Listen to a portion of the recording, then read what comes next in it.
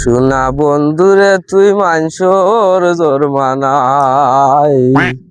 ও তালই কিতা ওরা রে ও ও ফুতরানি ওটা ওই তালই বালা আছো পালা রে বাবা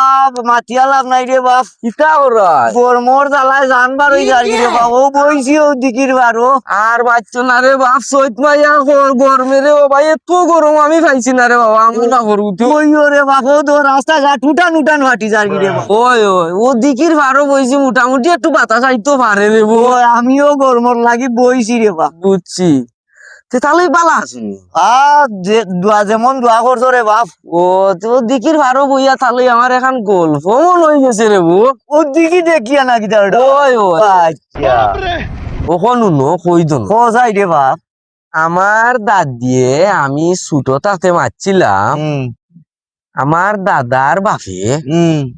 এক দিকে খাটাইছিলা ও যে রাজনগরের কমলা রানীর দিকে চিননি ও কমলা রানী ও চিনছি রে বাপ ওই ওই চিনছি রে বাপ আমি দিকি ও দিকি তাকি আরো বড় দিকি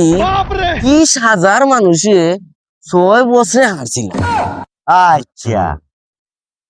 বুঝছি তখন আমার এক কথা মনে হয়ে গেছে কি তোমার কথায় ইচারে বোতালই আমার দাদাই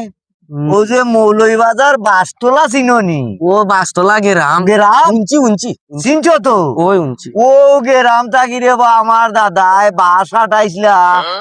9,000 মানুষ দিয়া বাস কাটাইছিলা খাটাইয়া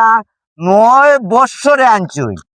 ইটা দি কিতা করছুন ভাই এত বড় বাস দিয়া আরে বাবা ও যে কইলা রে বাবা এত বড় বাস দিয়া আও দিকি তোমার দাদাই যে দিকি দিছই